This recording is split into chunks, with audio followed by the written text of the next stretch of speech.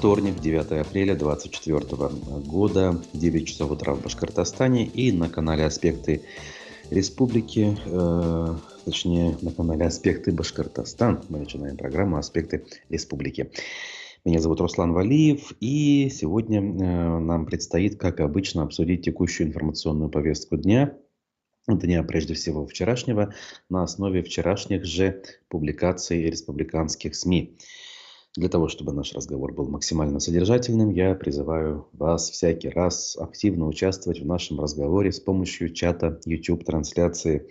Трансляция уже идет, поэтому пишите свои приветствия для начала, ну а потом уже соображения, мысли по ходу нашего с вами обсуждения. В общем, в любом случае, я рад приветствовать не только кто смотрит нас сейчас, но и всех, кто смотрит в записи. Всякий раз благодарю за отзывы, за добрые пожелания прежде всего.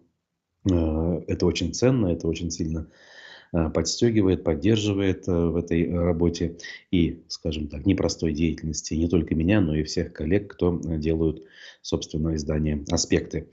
Опять же, несмотря на все эти сложности, несмотря, например, на блокировки, с которыми пришлось столкнуться в последнее время изданию, я имею в виду официального сайта и аккаунтов в так называемых российских социальных сетях Яндекс.Дзен, Одноклассники и ВКонтакте.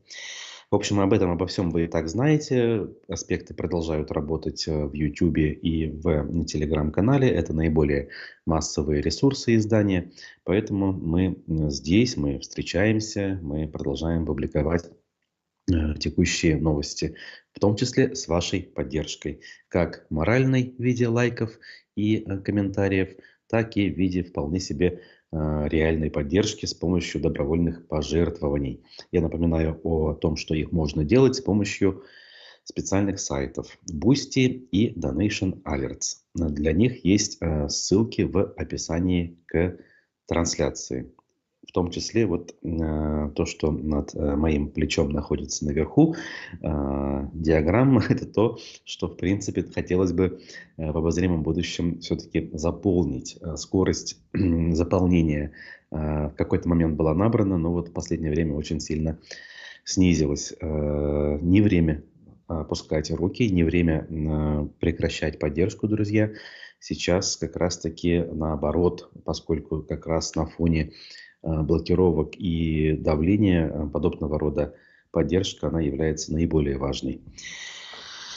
Доброе утро, Руслан, пишет Муслим. Руслан Гильманов пишет «Салям, Башкортостан».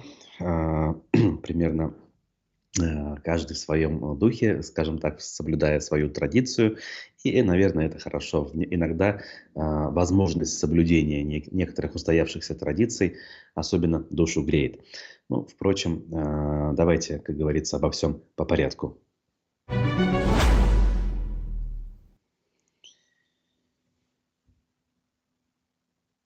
Сегодня фатр садака. Надо жертвовать. Последний день остался. Кстати говоря, Муслим пишет об этом и действительно напоминает, что, учитывая, что завершается священный для мусульман месяц Рамазан, и завтра состоится уже, собственно, праздник Ураза-Байрам, то вот, да, это месяц, когда происходит жертвоприношение.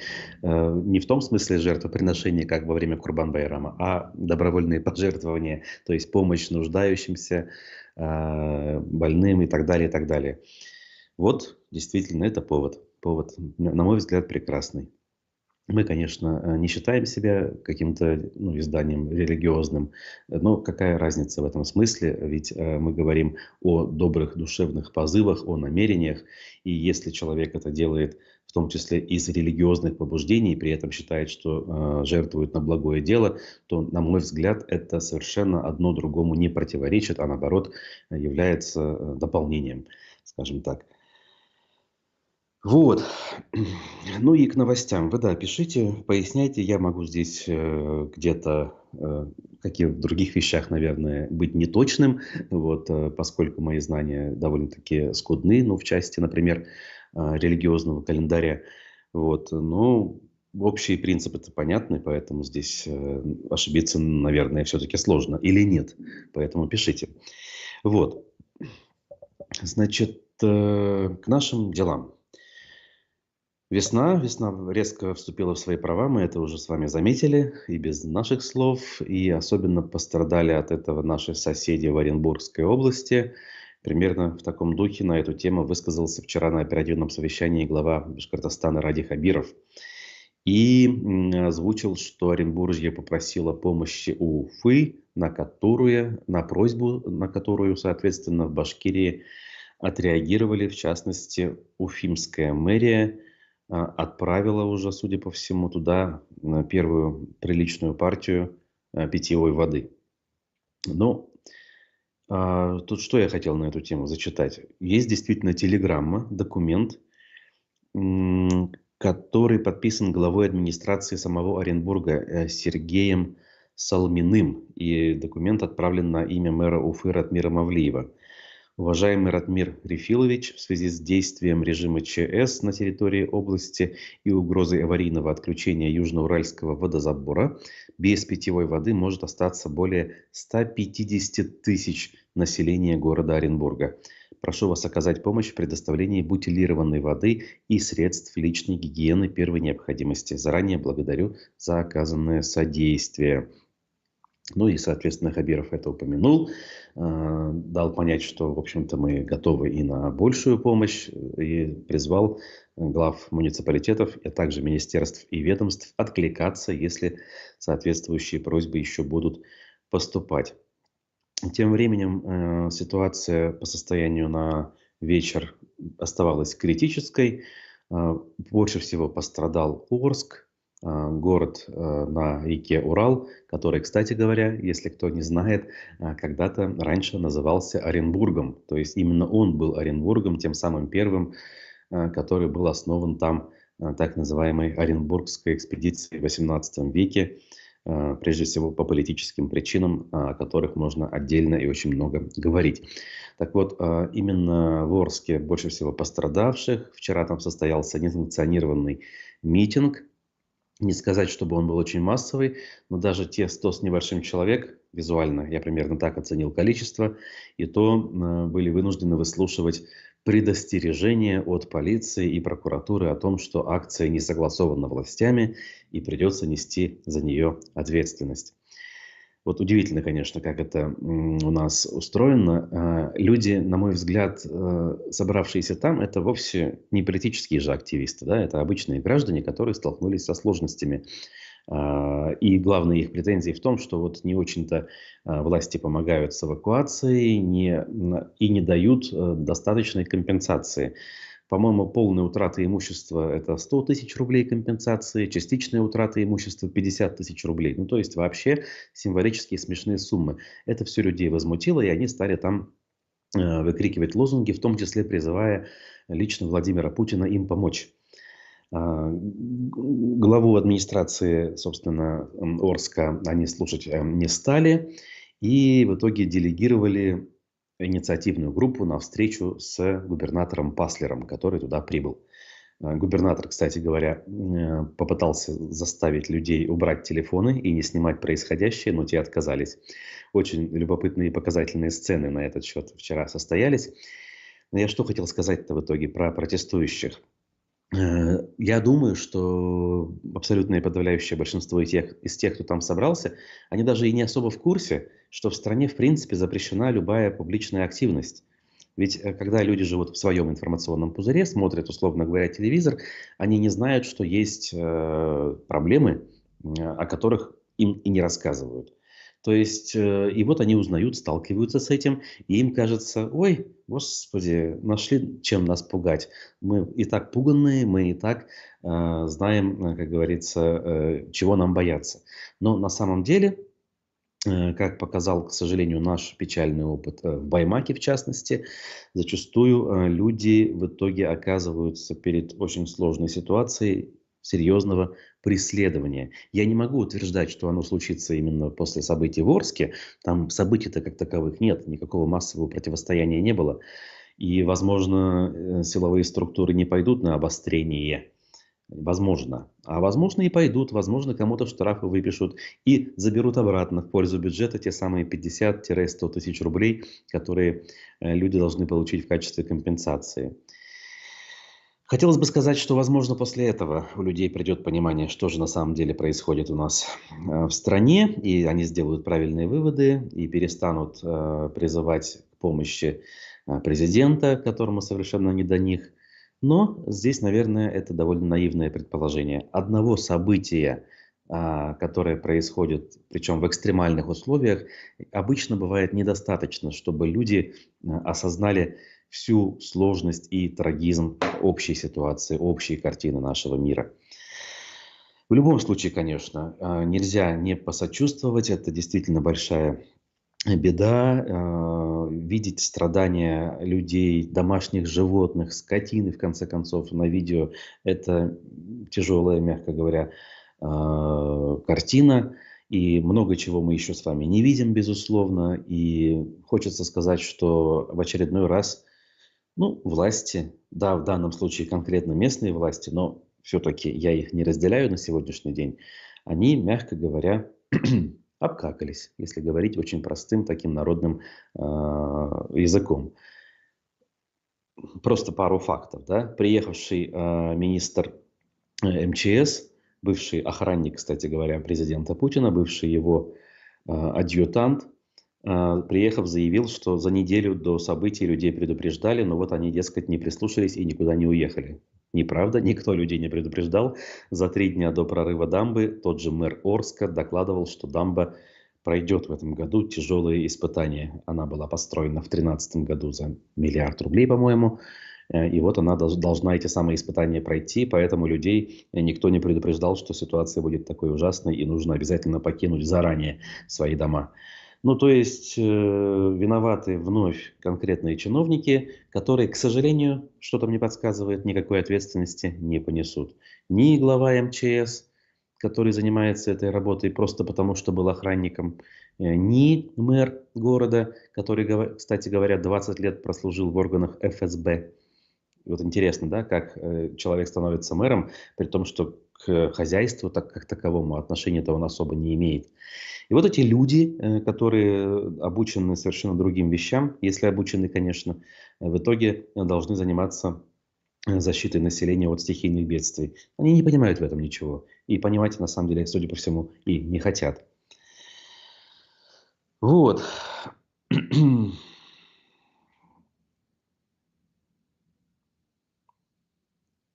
Тут меня Альберт Абдуллин частично, наверное, хотя бы где-то хочет поправить.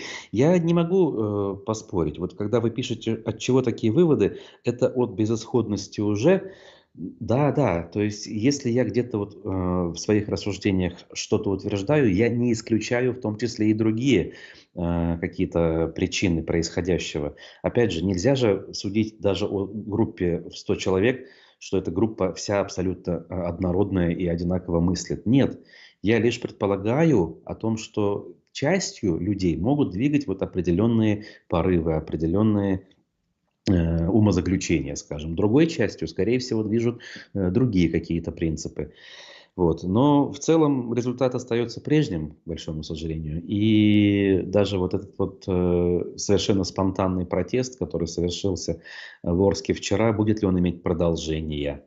Даже если власти не выполнят эти самые требования, будут ли люди дальше требовать справедливости? Это поживем увидим. В любом случае, конечно, такие вещи могут происходить, и надо понимать, что в принципе и в Башкортостане, уже, наверное, не в этом году, а в принципе такие вещи способны случаться.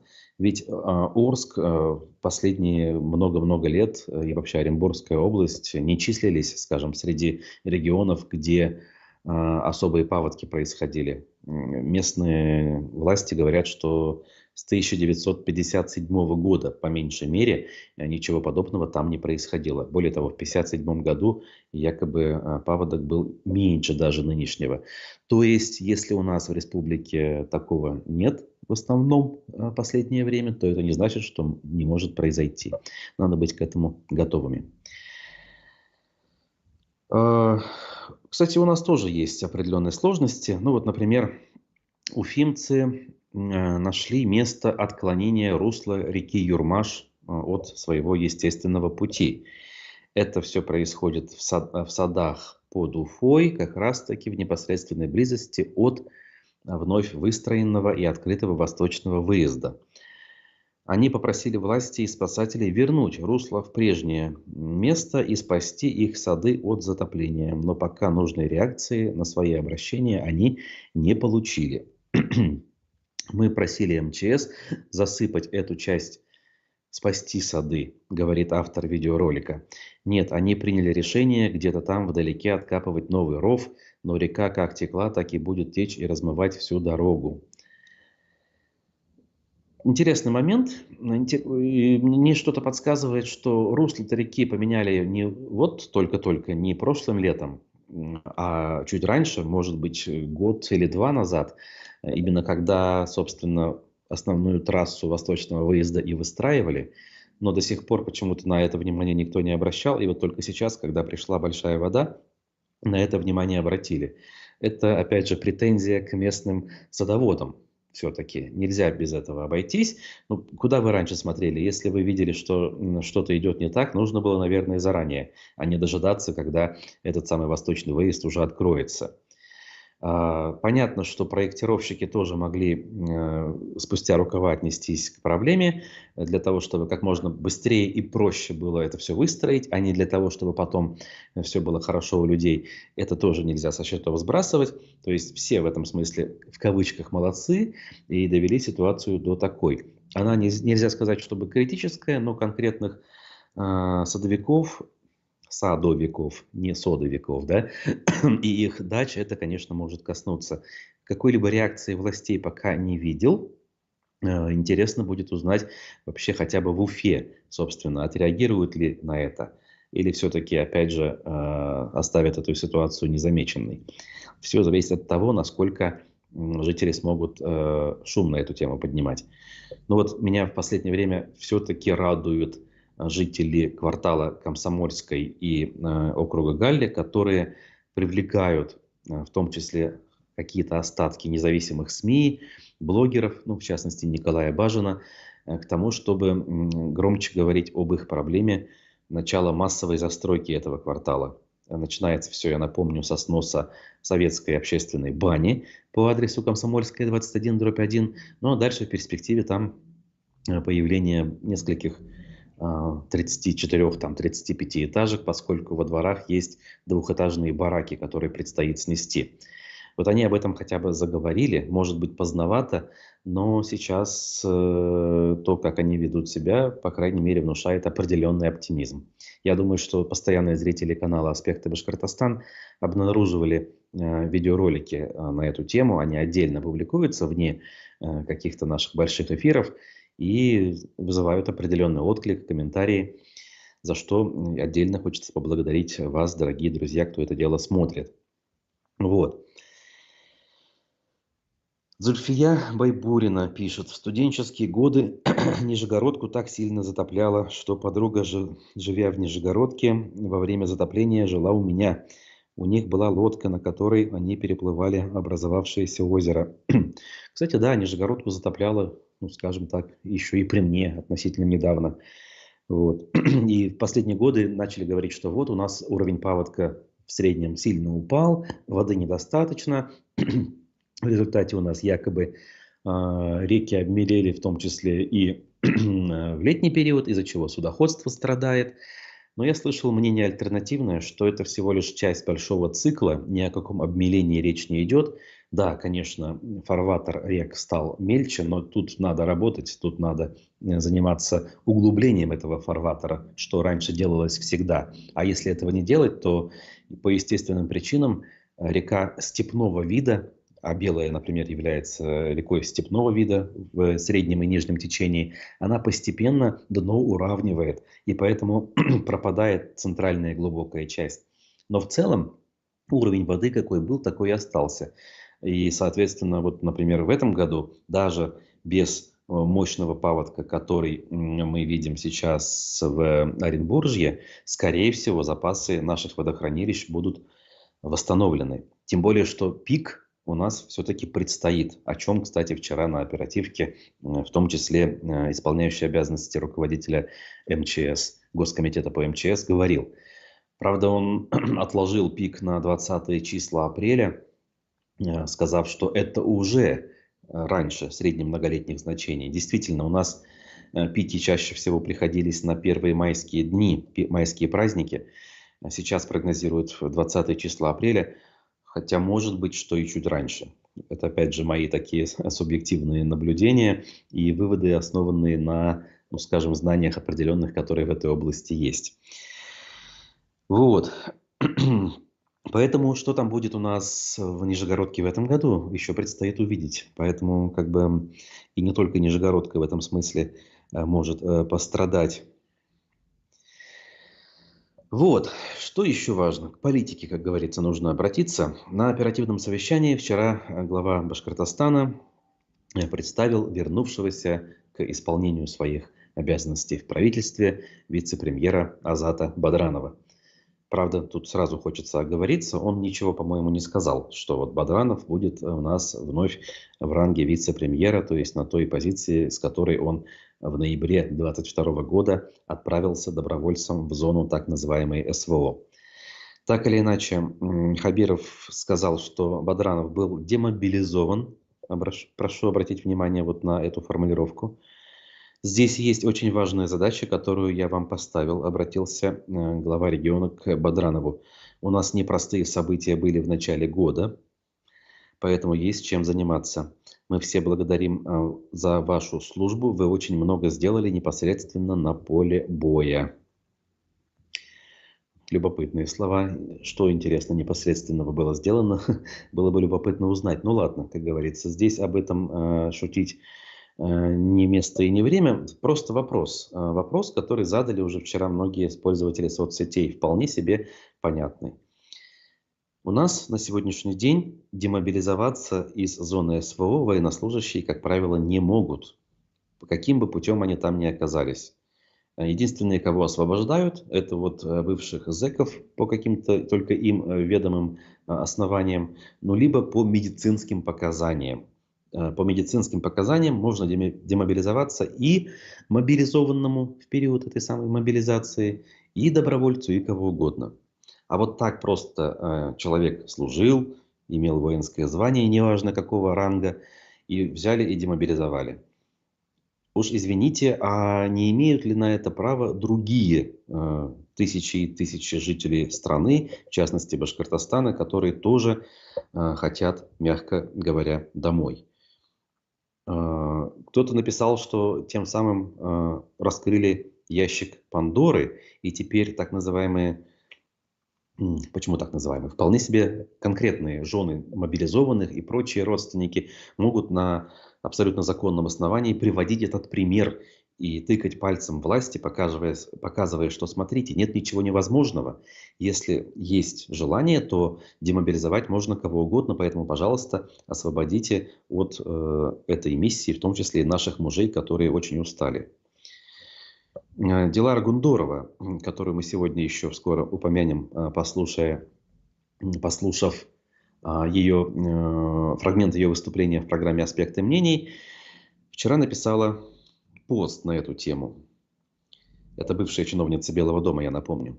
Пишет она: «Мне многие пишут, много пишут, звонят с зоны СВО. Там другая жизнь, многие там очень давно. Иногда им просто важно внимание, знать, что их ждут. Их главное желание вернуться домой. Все понимают, что исполняют свой мужской долг. И все очень внимательно следят за новостями отсюда, из дома. На последнюю новость о возвращении Бадранова реакция вся в стихах, которые мне прислали оттуда». Ну и короткую цитату тоже оттуда возьму. «Я хотел бы, как Азат, вернуться домой назад, чтоб башкирский и русский солдат не видел более этот ад. Чтоб не только Азат, но Марат и Ульфат, Ильшат и Мирхат, Фасхат и Айрат, Асхат и Мурат и даже Игнат вернулись назад».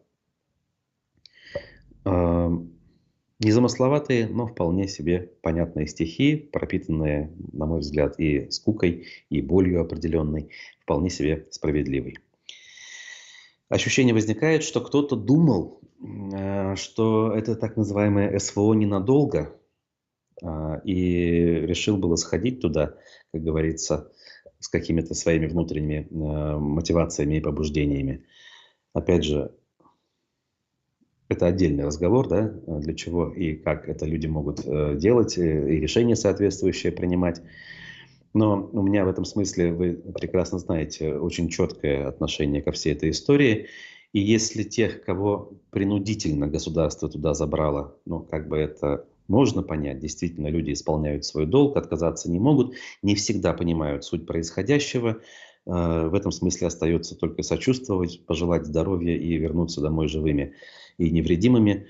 Но если люди, в принципе, понимающие многие вещи, идут туда добровольно, то это совершенно другая история. Демобилизуют одних, мобилизуют других, пишет наш зритель Ильдар. Галочку поставили и вернулся, пишет Зуля Булавкова. Ну, я уж, как говорится, всего знать не могу, могу лишь предполагать, но в любом случае факт остается фактом. Именно тот момент, который мы сейчас прежде всего обсудили. Вопрос демобилизации, мягко говоря, больной вопрос. И действительно он касается очень многих и многих, которые долгое время там находятся. И действительно, казалось бы, имеют право вернуться. Уже все сроки мыслимые и немыслимые прошли. Ну, я не знаю, вспомнить войну в Афганистане. Срочники там служили, но они сколько там находились? То есть минимум полгода они были в учебке, то есть максимум можно посчитать, что они там могли быть 1,5 года. И то, наверное, чаще всего меньше. Вот здесь кто-то, если знает, подскажите. Скорее всего, срок исполнения интернационального долга был каким-то регламентированным, но уж точно он не был там безлимитным. Да, люди оставались на какие-то сверхсроки, но это было добровольно, подписанием контракта, и это касалось чаще всего офицеров, каких-то младших руководителей, вроде прапорщиков. А здесь вот так. Конца и края при этом, конечно, не видать. Ну, в общем, такая ситуация. Наверное, самое время как раз и послушать фрагмент, о котором я выше говорил. Бывшая руководительница информационно-аналитического управления правительства Башкортостана Дилара Гундорова, занявшая в определенном смысле оппозиционную позицию в последнее время, заявившая о своих амбициях пойти на выборы главы республики, была гостем Разифа Абдуллина вчера в «Аспектах мнений» и довольно-таки любопытные суждения по некоторым вопросам озвучила. Давайте послушаем буквально 4 минуты. Пишите свои комментарии, я к вам вскоре вернусь, нам есть еще о чем поговорить. Андрей Назаров отчитался о работе правительства за 5 лет. Что вы можете сказать об этом отчете? Судя по отзывам некоторых депутатов, в том числе Толкачева, мы можем правительство только хвалить за эти 5 лет. Ну, я разместила пост на эту тему. Да, я взяла за основу тезисную статью «Коммерсанта», где озвучены ключевые цифры. И вот там сколько, 9 пунктов я, по-моему, выделила, и все, они ложь. Вот просто одним словом ложь. Наглая, беспринципная ложь. Я причем уже даже не понимаю, зачем вот так ее продавать. Эту же информацию можно было продать по-другому. Но вы реально врете. Ну, можете пример один привести? Вот самый такой смешной просто он. Драйвером роста является субъекты малого и среднего предпринимательства, коих у нас 136 тысяч штук. Но тут надо сказать лукавство Андрея Геннадьевича, он туда закинул и ИПшников. Во-первых, это не только ООшники, там еще и ИПшники. Я их все проверила в Республике Башкортостан именно как субъекты малого предпринимательства. Процентов на 70-80 просто в тени. Это нулевки. Они не платят ничего. Они просто... они существуют, причем, ну, давайте так, я же обделала этот анализ, да, именно по упрощенке, уплате. Причем их очень много существует в Уфе, и среднее, что у нас платят в Уфе вот предприятие, это 1400 рублей в год. Уфа.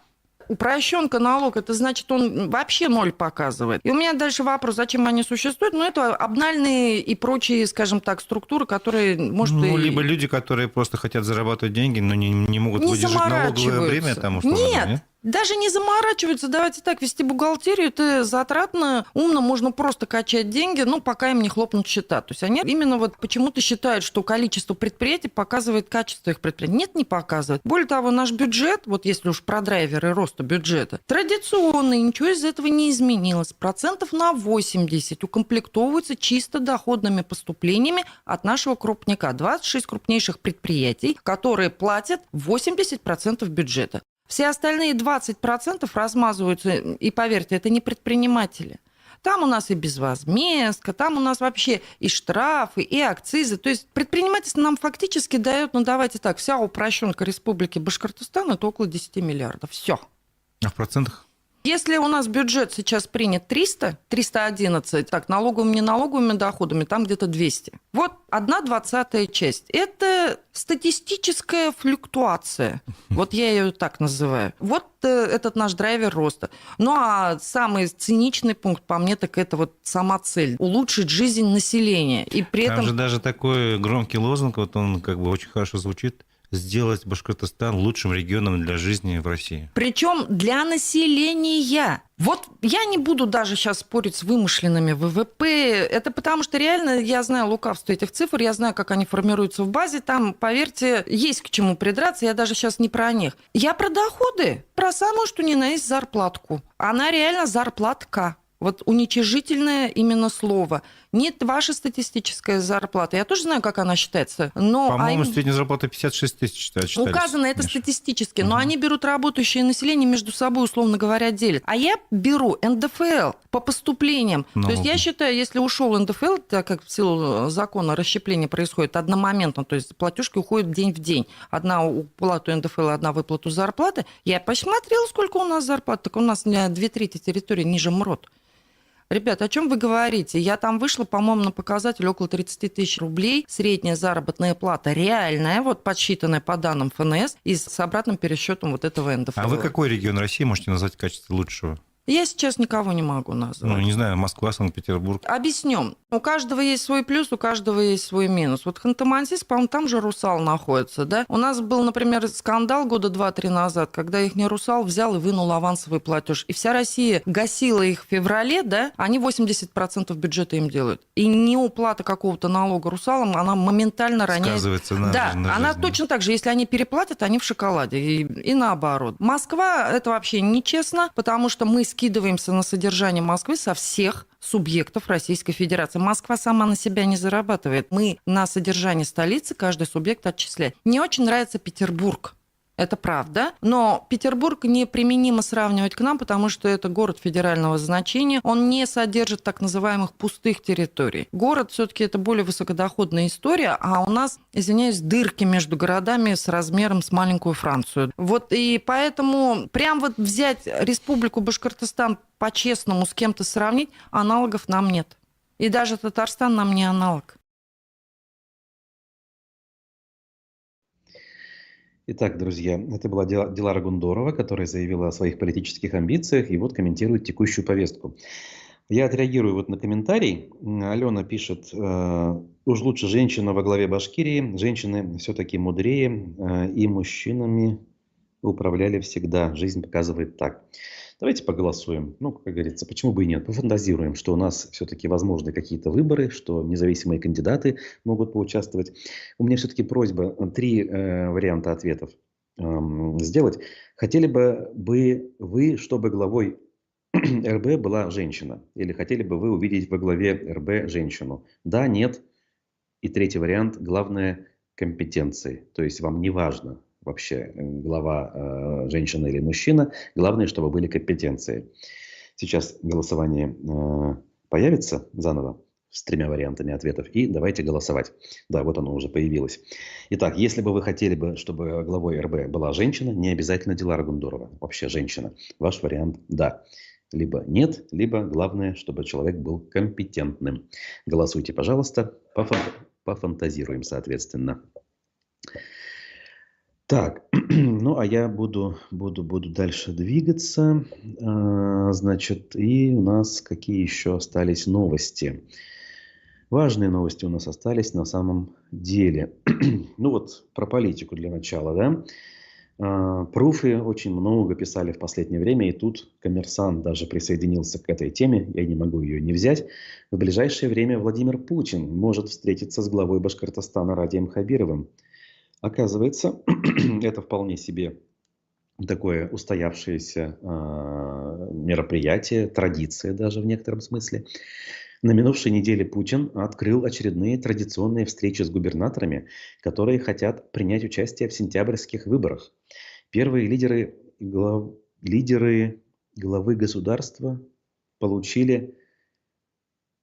Интересное выражение. Что такое? Первые лидеры главы государства получили руководители Сахалина и Забайкалья. По данным «Коммерсанта», в ближайшее время аналогичные встречи пройдут с главами Башкортостана и Калмыкии Радием Хабировым и Бату Хасиковым. Вот так вот. Издание напоминает, что весной Путин обычно встречается с губернаторами. Да, тут ошибки, конечно, поэтому у меня не получается толком процитировать. В итоге власть завершает ближайшей осенью, поскольку избирательная кампания начинается уже в начале лета.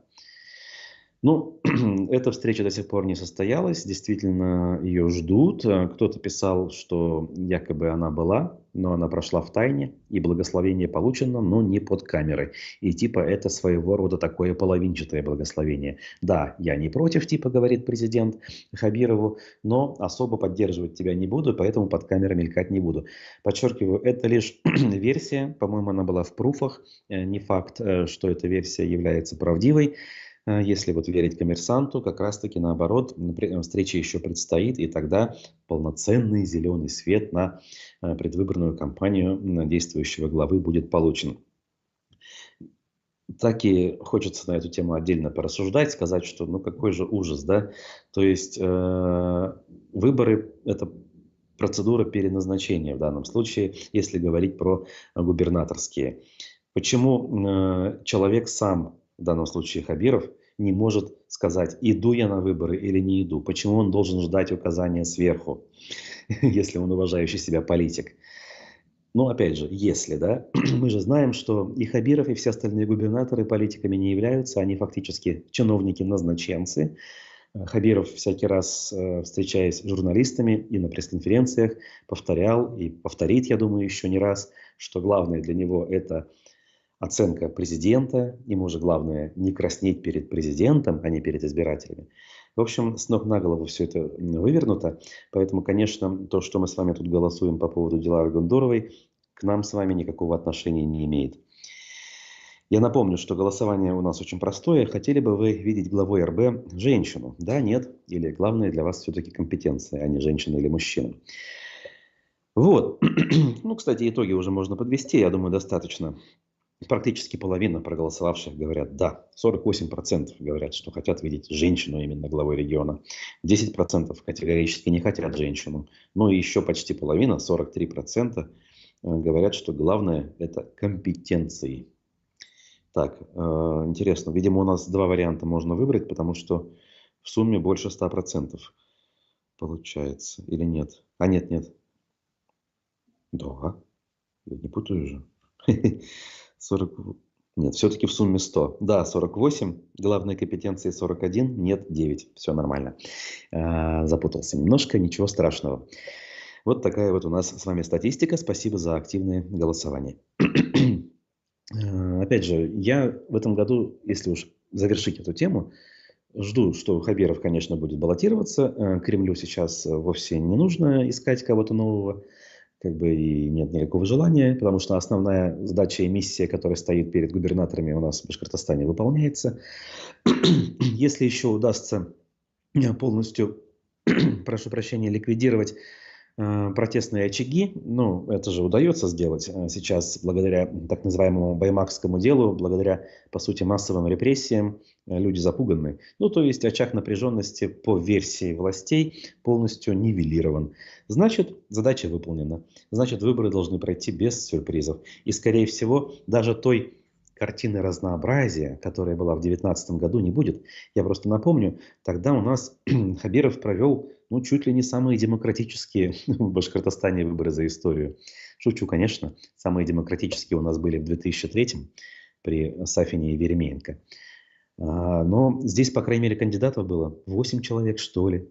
Они все участвовали в дебатах даже. Представляете, один раз дебаты прошли на канале БСТ, куда Хабиров сам пришел и общался там. И даже Рафиса Кадырова он допустил до этих выборов. А Рафис Кадыров, помните, да, основатель Банка «Восток», который конкурировал еще с Муртазой Рахимовым в 1993 году. а в последние годы пытается вести некую политическую деятельность, живя в Москве, при этом, ну, скажем так, не очень при этом находит отклик его деятельность у наших с вами сограждан. Но так или иначе, Кадыров там был на этих дебатах, пытался задавать Хабирову неудобные вопросы. Ничего подобного, конечно, сейчас мы не увидим. Будут совершенно никчемные подставные лица, представляющие так называемые парламентские партии. Ну, то есть один коммунист будет там, я не знаю, справедливорос, ЛДПровец, и дебатов никаких не будет. Даже посмеяться будет негде. Вот такая вот ситуация нас с вами ждет. К другим новостям. Верховный суд Башкортостана вновь закрыл заседание по делу Лилии Чанышевой, внесенной в реестр террористов и экстремистов. Вчера должны были начать уже полноценно рассмотрение апелляционной жалобы. Но что там произошло? Давайте посмотрим. Во-первых, вообще вся апелляция рассматривается в закрытом режиме. Шестой кассационный суд, я напомню, общей юрисдикции в Самаре отклонил кассационные жалобы осужденных и их адвокатов, которые просили смягчить сроки, и удовлетворил требования Генпрокуратуры, направив дело Чанышевой и Мулюкова на новое апелляционное рассмотрение в Верховный суд Башкортостана, но уже в ином составе суда. Чувствуете, да? Тот, суд, предыдущий состав, он согласился с мнением Кировского райсуда, который дал Чанышевой 7,5 лет. Теперь сверху указывают, судей нужно поменять и выбрать тех, которые дадут столько, сколько требует прокуратура. То есть выполнят указания сверху. Суд также распорядился избрать меру пресечения Чанышевой и Мулюкова в виде содержания под стражей до 4 мая. Начало судебного процесса назначили на 10 утра по местному времени вчера, однако пришлось отложить заседание в связи с тем, что страдающим тяжелым заболеванием почек Рустем Мулюков должен был с утра пройти очередную процедуру гемодиализа. Как рассказали СМИ, сторонники Лилии Чанышевой, судебное заседание прошло в закрытом режиме, поскольку появились, цитата, «многочисленные обращения от МВД по этому поводу, а также потому, что СМИ якобы оказывают давление на участников процесса». Вот такие вот СМИ нехорошие, такие вот они кровожадные, и самое главное, у них есть возможность, оказывается, оказывать давление на участников процесса. Кто же такие эти СМИ, интересно? Хотелось бы увидеть на таких, просто такие вершителей судеб, которые способны повлиять на так называемых участников процесса. Секретарь вышла, объявила, что заседание начинается, и захлопнула дверь. Мы пошли в зал, а там судья закричал, чтобы мы вышли. Заседание закрыто. Они же должны объявить начало заседания, потом выслушать стороны и принять решение о закрытии, а потом уже выставлять нас, прокомментировала произошедшее одна из сторонниц Чанышевой. В результате, как я уже сказал, судя по всему, сегодня будет уже заседание, скорее всего, полноценное. Возможно, процесс длительным не будет, потому что апелляции чаще всего короче, чем, собственно, рассмотрение дела в суде. И есть все основания полагать, что приговор, к сожалению, будет ужесточен. Ничего другого я ждать не могу, глядя на ту сложившуюся правоприменительную практику, которую мы имеем. Совершенно, конечно, вот эта вот бессмысленная жестокость, она непонятна и не укладывается в голове. Ну, то есть движение давно уничтожено, главный политик убит, похоронен как минимум. То есть сама Лилия Чанышева, она занималась, действительно политикой в хорошем смысле этого слова, такой романтичной политикой. Боролась с коррупцией на местном уровне, добивалась такие возвращения в бюджет денег за те же самые елки пиксельные, пресловутые. Объявила о прекращении политической деятельности, официально объявила, до того, как движения все эти признали экстремистскими. Зачем нужно преследовать? Более того, осудили уже, дали приличный срок, хотя даже год, конечно же, давать в этом смысле нельзя, и вообще судить нельзя за слова. Успокойтесь, забудьте, да, то есть дайте человеку спокойно отсидеть. Она сидела, извините, нормально. В общем-то, никаких претензий к ней со стороны не было. И сама особо не жаловалась, писала письма, в том числе я от нее письма получал. И вот, в общем-то, все было бы нормально, да, то есть по условно-досрочному освобождению могла бы выйти, скорее всего. Но нет, надо зачем-то довести ситуацию до полного абсурда. Зачем? Зачем? Вот какая мотивация у них для этого? И Я зачастую стараюсь многим явлениям и процессам находить объяснение, и здесь вот битый час бывает, рассуждаю о том о сём, но здесь у меня нет объяснения рационального. Ну зачем? Ну то есть запугивание, если нужно было осуществить, оно уже в достаточном виде осуществлено. Кого можно было запугать, запугали. Кого не запугаешь, того нет. Ну вот Ольгу Комлеву возьмем, то есть ее запугивать было бы бесполезно. То есть она продолжала, как минимум в соцсетях писать свои мысли. И вот ее тоже теперь арестовали, к чему она была вполне себе готова. Остальные молчат, уехали и так далее. Но вот зачем, опять же, таким образом вести себя с Лилией Чанышевой? Ума не приложу. Вот. Дальше. К другим темам еще немножечко у нас есть. Просто бизнес, ничего личного. Как ссора трех основателей, друзей-основателей точнее, поставила под вопрос будущее компании Уфанет. Ни много ни мало вот так вот формулирует свою мысль издание УФА-1. То есть ссора друзей основателей компании поставила под вопрос будущее самой компании. Я уже упоминал эту историю, просто кому интересно, обратите внимание на большой материал в УФА-1. Он описывает биографии участников этого процесса, в том числе Артура Хазигалеева, одного из трех акционеров, который находится в Уфе, который, судя по всему, поддерживает нынешнюю генеральную линию партии, депутатом Горсовета являлся как минимум и сейчас, по-моему, даже еще является. Вот. Их пути разошлись, но при этом долями в том же Уфанете они владеют согласно тому распределению, скажем, долей, которые они имели. Интересная судьба. В 90-е начинали совместный бизнес. Там, условно, Марат Ахмедшин был мозговым центром. Мансуров был неким решалой, значит, Хазигалеев якобы отвечал за силовую составляющую, без которой в 90-е годы вести бизнес было нельзя. Дальше описание последних событий, у кого где что как. Мягко говоря, безрадостное, конечно, чтиво и вообще история, мягко говоря, печальная. Но действительно я соглашусь с мнением автора публикации, который считает, что компания в результате может быть именно разрушена.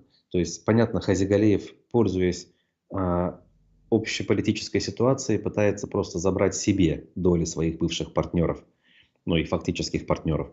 Но, на мой взгляд, его могут оставить лишь для вида, для проформы, где-то рядом, как говорится, на подпевках. А фактически это все заберут себе структуры, хорошо нам известные, находящиеся в совсем других городах и приближенные совсем к другим людям. Возьмем историю с башкирской содовой компанией, в конце концов.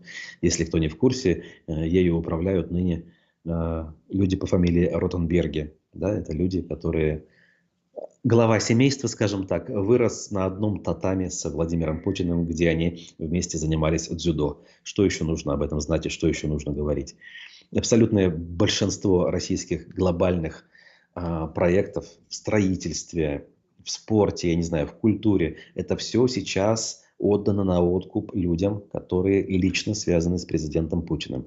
Дружескими отношениями по дзюдо, по КГБ, по работе в мэрии Санкт-Петербурга в 90-е годы. Кстати говоря, вчера вот про министра МЧС, сегодня упомянутого, изучал Куренков, да, бывший адъютант Путина. Ну, так себе невзрачный охранник, мягко говоря. Но его жена по фамилии Мильская – это просто уникальная история. Православная активистка за 10 лет такое количество государственных подрядов исполнила. Это строительство различных центров культурно-просветительских. Это огромные деньги на спасение, так называемое, к сожалению, спасение детей на территориях Украины, где происходят военные действия. Просто голова белеет и волосы шевелятся, когда такие вещи читаешь и ознакомливаешься с ними. Хотя вроде и так все понятно давным-давно, кто у нас владеет всем и вся в стране. Но всякий раз что-то новое обнаруживаешь, и все-таки не можешь вот это чувство удивления от себя прогнать. Удивительно, конечно, все это устроено. Так, не будем вспоминать про Башнефть, пишет нам Ильдар. Да, если об этом еще вспомнить, нам еще надо полчаса дополнительно выделить на разговор. Гаугара Чингизова спрашивает об итогах Московского экономического форума. К сожалению, ничего про Московский форум не знаю. Знаю лишь о том, что выставка «Россия» там идет, и дни Уфы в последнее время были. Ну, что ж, пыль в лицо, пыль в глаза, как говорится, бросать мы умеем. Тут ничего нового. Так, ну, про паводки мы сегодня сказали, поэтому что еще у нас? Чтобы нас не обвиняли в том, что мы только о плохом, давайте немножечко о хорошем, как всегда. Хабиров передал ключи от 30 новых туристических автобусов директорам АТП. Значит, речь о купленных на 882 миллиона рублей 30 автобусах марки Ютонг, китайской компании. Ничего плохого сказать не хочу про Ютонг. Наверное, это неплохие автобусы. И пусть они будут уж лучше, чем покупать, извините, вот эти векторы, они же пазики, и сажать на них людей на междугородних трассах. Вот. Просто всякий раз удивляюсь, почему это нужно делать вот так вот пышно. По-моему, даже Муртаза Рахимов, известный как Открывашка, и то не каждую партию автобусов лично передавал, стоя на центральной площади. Ну, чересчур, ребята. Ну, заняться, что ли, нечем. Ну, вот время свободное всегда есть вот на эти вот пафосные показухи. Нет, пожалуйста, можно, конечно, передачу торжественную устроить. Для этого есть министр транспорта. В конце концов, есть директор Башавтотранса. Собери своих водителей. Да, наверное, для них это может быть важно. Начальников там автоколонн и прочее. Проведи мероприятие. Но зачем каждый раз присутствие, собственно, первого лица республики? У меня на это лишь один ответ. Ну, как бы заняться человеку, в принципе, нечем, поэтому предпочитает вот такие вот вещи, когда можно под камеру что-то красивое сделать. Отдельный вопрос, насколько это решит транспортную проблему. Мы знаем, что, например, в городе Уфе бесконечная закупка новых автобусов, количество жалоб не уменьшило, наоборот. Жители отдаленных микрорайонов последние месяцы, минувшей зимой, скажем, жаловались особенно активно, чего не было в предыдущие даже годы. Вот. Это Башинформ, разумеется, публикует. Кто же еще, да? Тем временем в ГИБДД Башкортостана сообщили, почему инспектор ДПС преследовал электросамокатчика. Накануне в соцсетях распространилось видео, на котором изображено, как сотрудник ДПС бежит за молодым человеком, хватает его за капюшон, тот падает в конце концов. По данным ГИБДД, экипаж ДПС находился на посту на проспекте Октября, на перекрестке улицы округа Галли. Ну, как всегда, они там за остановкой стоят, да? Здесь сотрудники заметили молодого человека, который управлял электросамокатом с нарушением ПДД. Он перевозил пассажира. То есть вдвоем ездить на самокате нельзя. После того, как его остановили, объяснили правонарушение и начали составлять протокол, парень попытался убежать. Сотрудник ДПС задержал правонарушителя, им оказался 19-летний гражданин. На него составлен административный материал по части 2 статьи 12.29 Административного кодекса. За это ему грозит 800 рублей. Почему эту тему взял? Во-первых, довольно курьезный случай. Во-вторых, все-таки сезон летних средств индивидуальной мобильности начался. Это и электросамокаты, арендованные ли, частные ли, это и велосипеды, и все что угодно. Поэтому надо это все иметь в виду и быть местами осторожными, особенно если вы люди пожилые, если вы пешком передвигаетесь по городам. И это касается не только Уфы, безусловно, любого города это касается. Вот. Тем временем башкирская содовая компания, сегодня уже упомянутая, обещает вложить вновь несколько миллиардов, а именно 7,8 миллиарда рублей на, значит, эти самые, сейчас я все-таки открою, почему-то здесь не те слова используются. Да, вот, 7,8 миллиарда рублей в сокращение выбросов, то есть в экологические программы, в то, чего от БСК ждут вот уже как минимум с 2020 года после событий на Куштау. Обо всем об этом на совещании Росприроднадзора в Уфе сообщил исполнительный директор компании Александр Пименов. Было совещание. Светлана Родионова, глава Росприроднадзора, участвовала по видеоконференц-связи, а руководство республики, в том числе Хабиров, в том числе вот представители БСК, там были физически в зале в Доме Республики.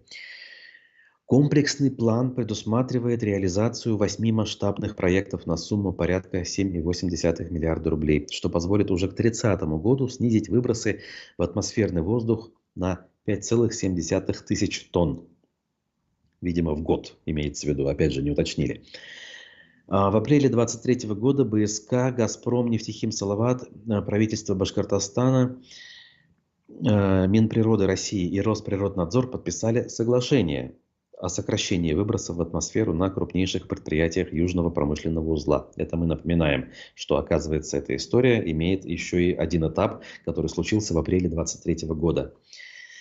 Что-то молчат про белые моря и их рекультивацию, равно как и молчат о том, как планируют решать сырьевую проблему. Все-таки на много-много лет еще хватит подземных выработок на Шахтау, который якобы заканчивался к 2022 году, по словам, которые звучали в 19-20 годах.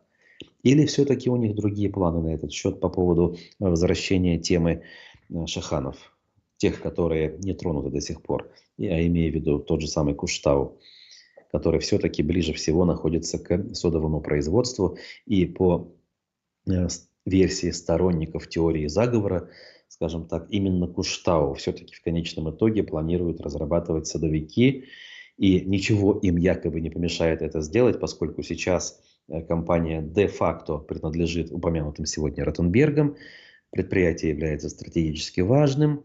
В условиях глобальной борьбы с так называемым внешним врагом могут какие угодно аргументы привести в пользу того, что нельзя такое производство лишать сырья.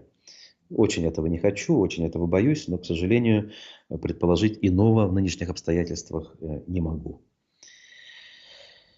Вот такая вот у нас картина на сегодняшний день, друзья. Осталось мне сказать, что в 11 у нас сегодня аспекты мнений с бывшим депутатом Госсобрания, коммунистом Рустамом Хафизовым. Если вам интересен данный персонаж, обратите внимание.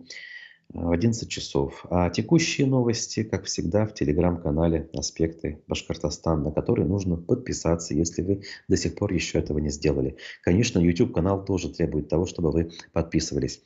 Количество, кстати говоря, последователей растет. Скорость прибавки, может быть, снизилась, но она сохранилась. И это очень важно. Но до сих пор среди зрителей много тех, кто смотрит без подписки. Исправьте эту оплошность, заведите аккаунт в YouTube, в Гугле прежде всего. В конце концов, почтовый ящик появится относительно безопасный. И возможность ставить лайки, комментировать эфиры тех, кто вам близок, кто вам понятен, кому вы доверяете. Про добровольные пожертвования в пользу аспектов я также напомню еще раз. Ссылки в описании к трансляции есть. Donation Alerts, Boosty, это все к вашим услугам с помощью любой карты, любого банка.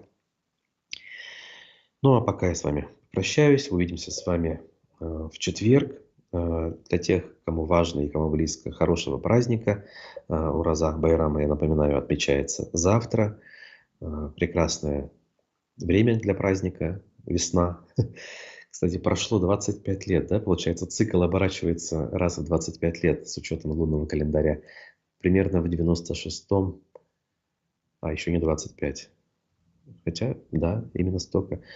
Тоже весной эти праздники были. Но это ладно, снова я отвлекаюсь в какие-то воспоминания. Еще раз с наступающим вас праздником. Не забудьте про лайк. Увидимся с вами в четверг. Всего хорошего.